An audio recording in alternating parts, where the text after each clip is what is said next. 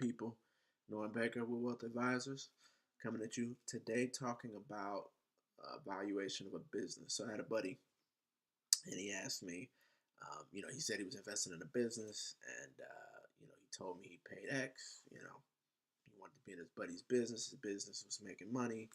His buddy did well, so he wanted to jump in on the business. And he was asking me some different things on finance.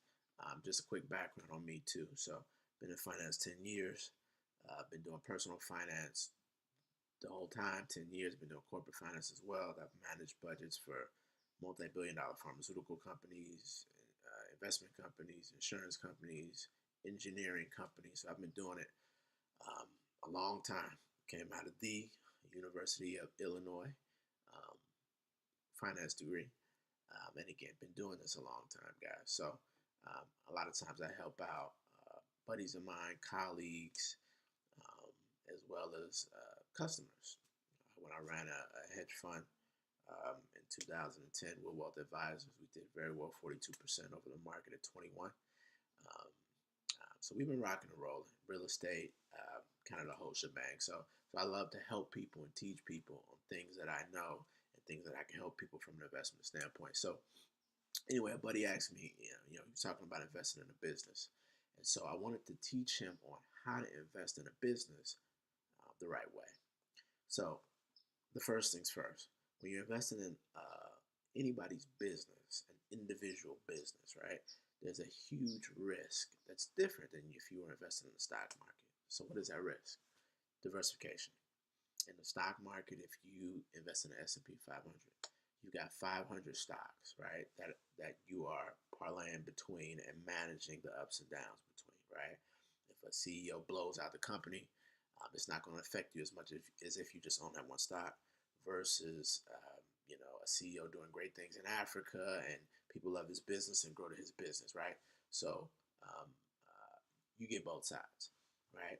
The S&P, since it's been in existence, it's averaged about 9.6% over a 30-year period. So that's the number we like to use in comparing businesses versus stocks, right? So 9.6%. So let's round it up to 10 to make it simple. So 10%. So you can get 10% doing nothing, right?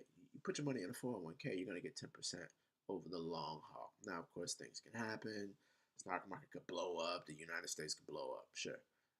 But let's take that aside for a minute, because if that happens, we got a lot bigger problems than investing in a business. So you're going to get 10% regardless.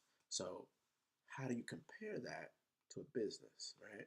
So if you're going to get 10% with none of the risk of diversification, you got to get more in your buddy's business. You got to get more. For me, I got to get double. I got to get double. If I want to get 10% in the stock market, I got to get a double in my buddy's business, right? For it to even make sense. So how do you calculate that? So let's use an example. Let's say you got a buddy.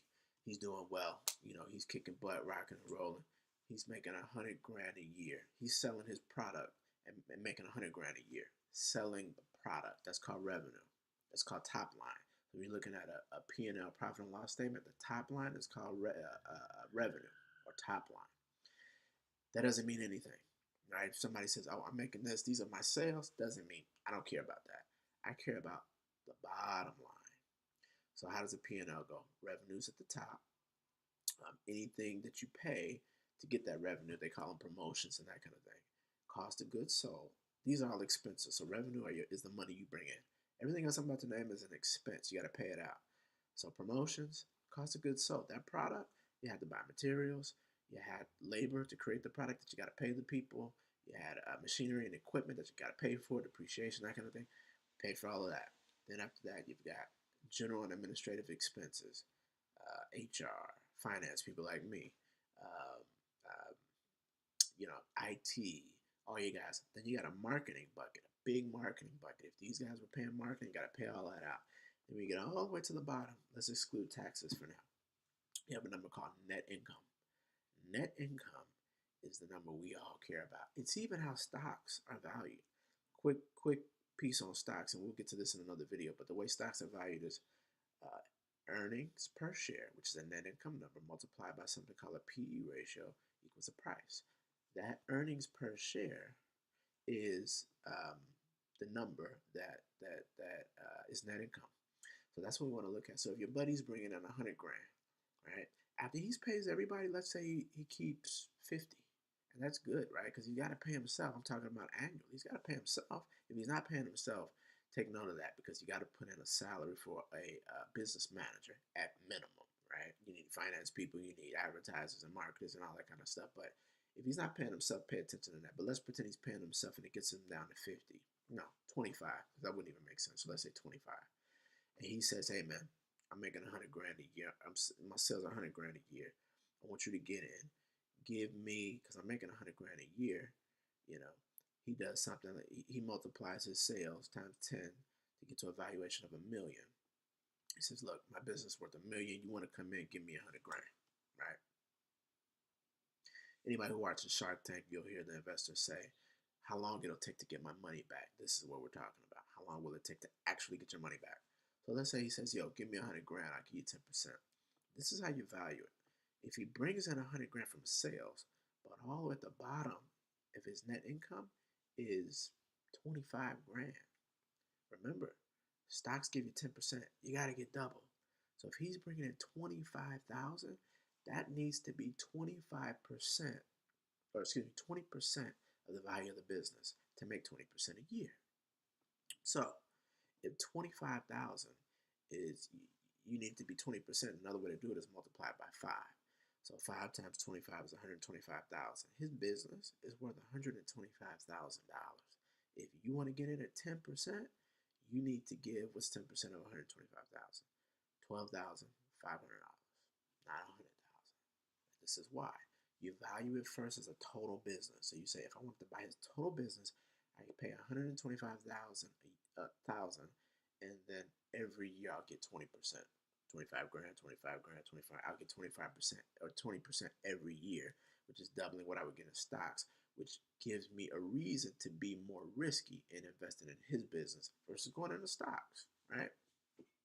So you come back to him and you say, you want 100 grand, I get your sales, but in actuality, it's only worth 12,500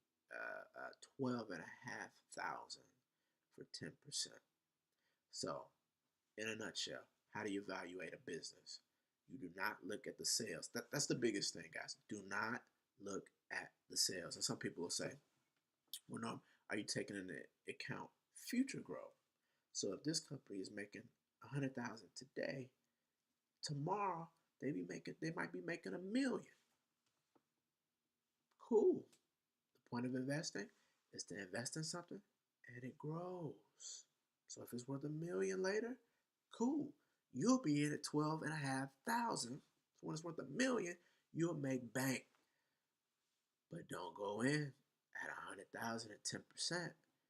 Because if this happens, if that happens, because remember, you got a lot more risk than in the stock market where you can buy 500 stocks for virtually no fee and watch your money move, and you get 10% over a 30-year average all the time. Remember, you got a lot of risk. If this happens or that happens, and sales start to fluctuate, and that 25,000 goes to 20,000, you're not getting. It's taking longer and longer for you to get your money back. If you go in at 100,000, longer and longer for you to get your money back. So don't go on sales. Go on the net income number and multiply it by 5. Me personally, I multiply by 3 because I don't want 20%. I want 33% a year if I invested in that business. So take that net income number, multiply it by 5 at a minimum, 3 if you're taking my advice, and that's the value of the entire business. And then whatever percentage you want to get, you just multiply the value of the entire business by that percentage. So if you want to get 10%, multiply the value of the entire business by 10%, and that's what you should pay. Norm from Well Wealth. I'll get back at you guys in the next video.